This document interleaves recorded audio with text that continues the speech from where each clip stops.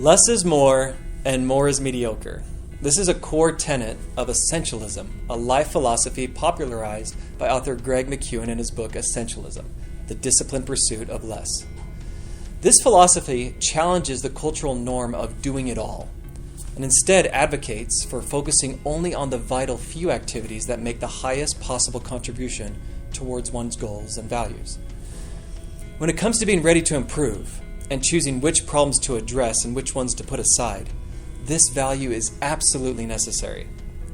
It comes down to the somewhat forgotten but important concept of trade-offs. As an organization like a hospital makes and shares their priorities for the year, the local areas have to decide how they will contribute to those priorities and what they are willing to change to focus on what is most important. Essentialists train themselves on the trade-off and live by it each day. A word we often use in the prioritization of improvement work is stakeholder, which is defined as any person, group, or entity that has an interest in or is affected by the process you are working on, meaning they can influence its success or be impacted by its outcomes, whether positively or negatively. Allowing stakeholders to have a voice as priorities are selected will ensure stronger engagement as the priorities are worked on. In the following interview, TC and Dr. Laurice Yang discuss their process for ensuring projects are both prioritized and aligned throughout neuroscience. Make note of whether stakeholders are included in this process. So every year, typically in the summer, we receive the operational plan for the fiscal year from our executives. Myself and our vice president for the service line develop the key strategies within each of the 4 different domains that we want to prioritize for the fiscal year.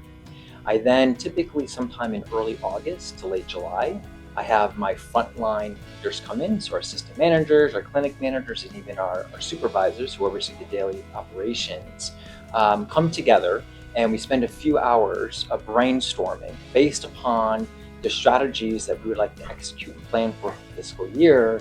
Brainstorm how can we tackle some of those initiatives, what projects or what are they seeing on the front lines that we could help improve to align with those goals and outcomes. And so that sets up the phase of then each manager is responsible for creating an A3 that we call the fiscal year operational A3 for their distinct area.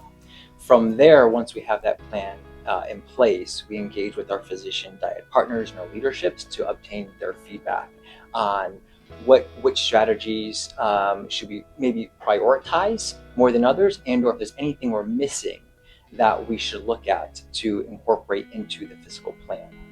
And what I really appreciate about the process is the integration of the timeline. So it's not just about the planning is done in the summer, but around August, the physicians are also asked for feedback. Not only do we prioritize, but once it is set, how we communicate is very deliberate and strategic. So one, which I really appreciate, is TC as well as Rudy, our vice president, we actually will do road shows. So every division will have a presentation of what are the A3s we're going to work on. So the physicians know upfront.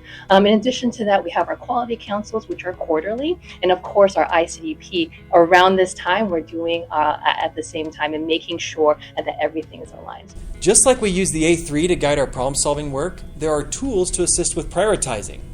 The pick chart can be used in areas where your teams work to make visual what ideas are being prioritized, worked on, and which ones are still being challenged or need to be put aside. The 4Ws visual does something similar. In this example, you can see that there is only space for a certain number of ideas, making sure the team doesn't try to take too much on at once. The Impact Feasibility Matrix is another tool where you can bring a team together, have them score the different project ideas for the year, and place them on different quadrants based on how impactful they could be and how feasible they currently are to work on. The top right quadrant will then highlight those that make the greatest sense to work on right now. Prioritizing our work is a vital step, often skipped when doing improvement.